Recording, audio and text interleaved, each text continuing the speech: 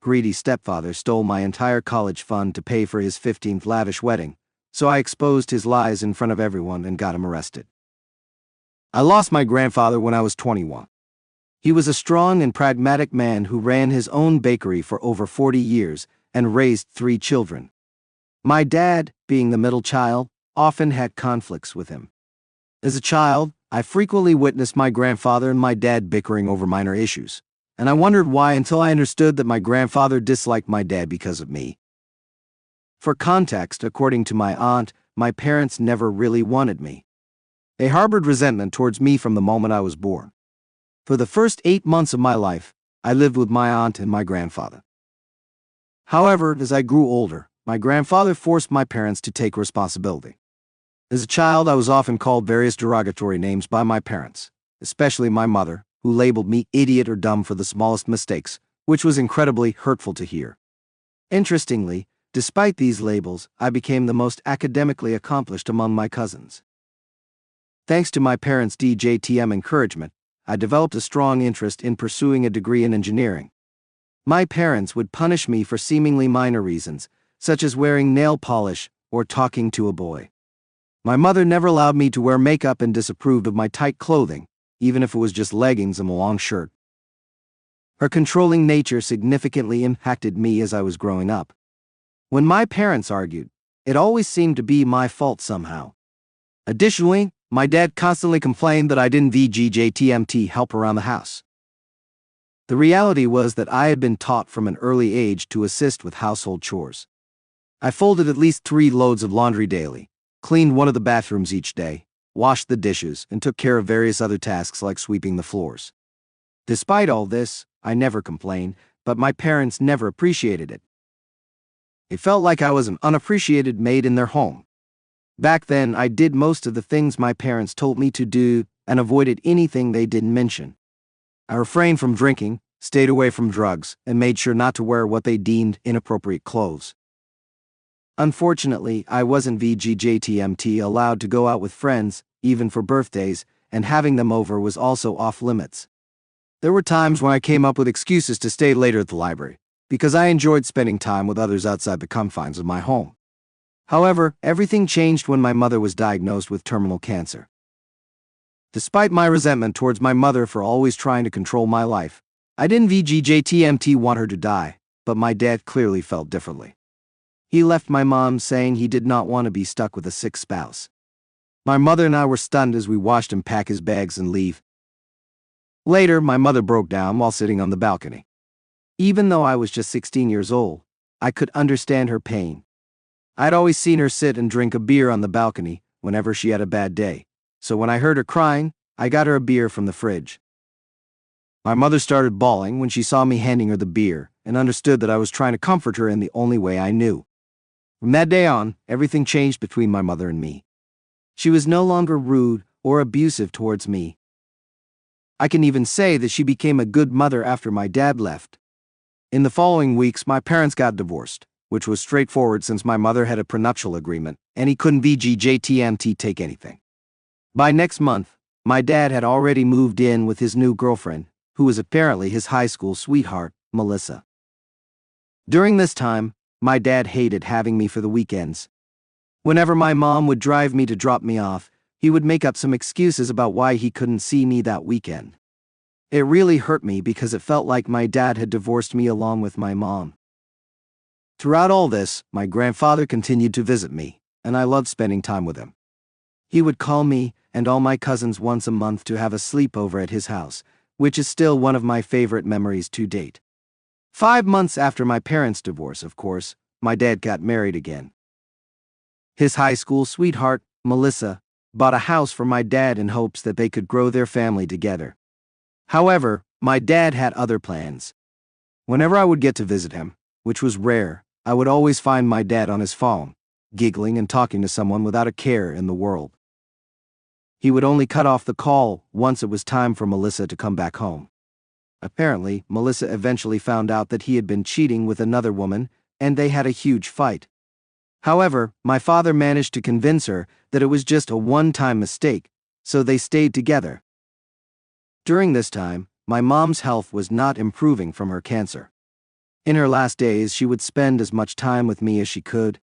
I would come back home from school terrified, thinking something might have happened to her. Unfortunately, one night my mom passed away in her sleep after months of chemo not working. My grandfather and my mom's family were the first ones to reach me, as I just could not stop crying. When my dad came over, he was alone, and there was no Melissa in sight. I did not know this then, but my dad had continued to talk to the other woman behind Melissa's back, and she had finally left. Throughout my mom's funeral, my dad kept saying how my mom's death couldn't have come at a worse time, since he was already dealing with a lot. Everyone was so shocked and irritated by his callousness. When my mom's will was read, it was declared that all her assets would be going to me. Immediately, my father seemed very interested in being back in my life. However, my grandfather did not want me living with my father since he knew the kind of man he had become. He knew my dad wanted me for the money my mom had left behind for me. He and my aunt helped me sell all my mom's assets so they could open a college trust fund in my name. However, because I was still a minor, my dad's name also had to be added. Meanwhile, Melissa, my dad's wife, divorced him during this period. Since they had no prenup, she ended up with a substantial settlement. My grandfather warned my dad not to dip into my funds, emphasizing that he already had his own money. My dad agreed to this arrangement. When Dad and I started living together, it felt at first like I was living with a stranger. He had changed so much over the years and not in a good way at all. All he ever did was behave like a teenager himself. He would get dressed up and go out every night. He would come back home late at night with strange women and take them into his bedroom. Every morning, I would walk into the kitchen and notice someone different. It became a daily routine. When I turned 16, my dad introduced me to his third wife, Lisa. Right from the start, it was clear she didn't like me. Her behavior towards me was mean and unnecessarily critical. Whenever I raised the issue with my dad, he confronted her, leading to even more covert and behind-the-back hostility. Then, when my brother arrived 10 months later, my dad's narrative shifted to paint Lisa as a person deep down and that apparently I was encouraged not to resent him, but to be more understanding. However, Mike had no issues showering love on my baby brother Brad.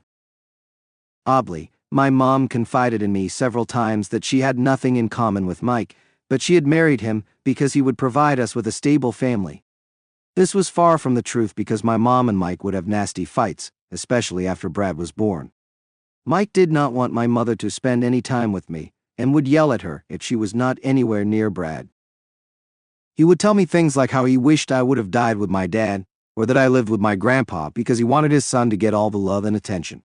It was hurtful and mentally exhausting to live with him where I was clearly not wanted.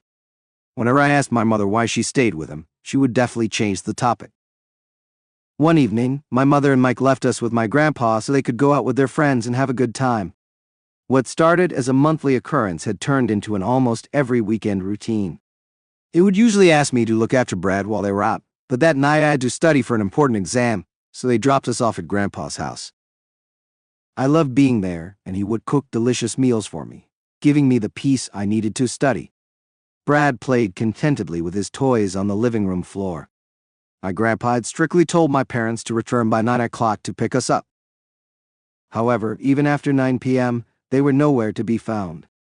I grew anxious because of my upcoming exams and the need to get Brad to bed on time to avoid Mickey DJTM's wrath. My grandpa kept calling them and left 3 furious messages. Finally, at 1 a.m., Mike and my mom stumbled in, completely drunk and laughing like school kids. They smelled strongly of alcohol, and we were surprised they made it home without being stopped. Mike went to pick up Brad while my mother told me to gather my belongings so we could leave. My grandpa, however, put his foot down. He scolded them for arriving so late and being so intoxicated, which was dangerous for all of us. He told Mike that he couldn't take Brad in that condition and suggested calling a taxi to take us home, leaving the car behind. Mike, however, began to argue with my grandpa, insisting that he was the father and knew what was best for his child. The argument quickly escalated with both of them shouting insults. My mom stood by saying nothing, too drunk to intervene. The tension was palpable, and I begged them to stop, reminding them they were scaring Brad. But they ignored me. The shouting continued, and Mike hurled insults at my grandpa and me, claiming he never liked us but tolerated us for my mother DJTM's sake. This infuriated my grandpa even more, and in a fit of rage he threatened to call the police. Enraged and drunk, Mike did the unthinkable. He slapped my grandpa. I screamed in terror as Mike's hand hit my grandpa's face, the sound echoing in the room. "Stop it. Just stop," I yelled, but Mike didn't even look at me as Brad began to cry, clearly frightened. My grandpa, clutching his cheek, ordered me to call the police while my mother watched in stunned silence. I barely remember what I told the 911 operator, because I was crying so much. Thankfully, the dispatcher understood and stayed on the line with me until the police arrived. Sirens pierced the air, and panic crossed Mike's face. Suddenly, he started to beg my grandpa, desperation in his eyes, pleading with him not to press charges, insisting it would ruin his life and my mom's. In the end, Mike was charged with assault and taken away in handcuffs. He kept pleading with my mom to help bail him out, but my mom, who had stood frozen earlier, started to cry and yell at him. My grandpa made it clear to my mom that if she did not divorce Mike, he would involve CPS and she would lose both her children. My mother simply nodded, clearly looking terrified. It was only later that I found out that Mike and my mom had also tried drugs that night along with alcohol. The reason she escaped arrest that night was because she was mostly silent, unlike Mike. That night, Brad and I stayed at my grandpa's place because I refused to be with her alone as I was so disappointed and traumatized. Thankfully, the next day when my mother came to her senses, she realized just what her husband had done. She filed for divorce and forbade him from ever seeing us. When the rest of the family found out about what Mike had done, they all came down on my mom, and rightfully so. Everyone had questions. Why did it take so long for my mom to take action? Why didn't she see the signs earlier? My aunt and uncle yelled at my mom until she started to cry. They were so angry that they vowed to never speak to her again for what her husband had done. As for Mike's charges, since he was a first-time offender, the court imposed probation. During this period, Mike had to attend counseling and was ordered to stay away from us. He could only see his son if my mother allowed, and she was present as well. He tried to beg my mother for forgiveness, but she didn't listen and divorced him. She got a lot from him in the settlement and has since been living a good life. I did not want to stay with my mom after the Mike incident, so I moved all my things to my grandpa's place while Brad stayed with my mom. My mom didn't VDJTNYMT like this arrangement one bit since she depended on me to babysit my brother, but she couldn't be DT, can't say anything to me for fear that my grandpa would chew her out. This year I celebrated my 19th birthday. I was so excited to finally be an adult and start a new phase of my life. However, life had other plans for me. My grandpa passed away just a week after my birthday. He had a heart attack, and it was completely unexpected since he did not have any heart problems. After his funeral, the whole family learned that he had drawn up a will to divide his assets among my mom and aunt. He had equally divided up his family heirlooms and jewelry, which were quite valuable. For his oldest son, my uncle, he left his car, which he had always loved. For my cousins, he divided his money into college trust funds. For me, he left his house, apparently because I was the closest to him and had been living with him. He did not want me to go back home to my mom ever again. I was shocked and started to cry tears of joy as his house meant a lot of happy memories for me. Unfortunately, my grandpa didn't leave Brad anything. I don't know if he simply forgot, or maybe it was because Brad was just my half-brother. Needless to say, my mom was livid with my grandpa's decision. She flat out said that giving me a house was worth so much more than her jewelry, and it simply wasn't fair for her father to leave me so much. No one else except my mother had any complaints since they all understood that my grandpa had left us things we all deserved. My mother then got angry at lavish wedding and how I was expected to attend. This news was the last straw. I was furious and decided I had to do something about it. I confronted my mom about Brad not getting anything and started to badmouth my grandpa, calling him selfish for not considering her son.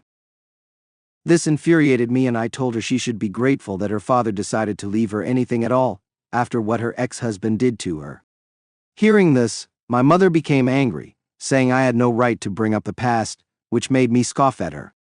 Then she started to tell me how I should sell Grandpa's place and move in with her.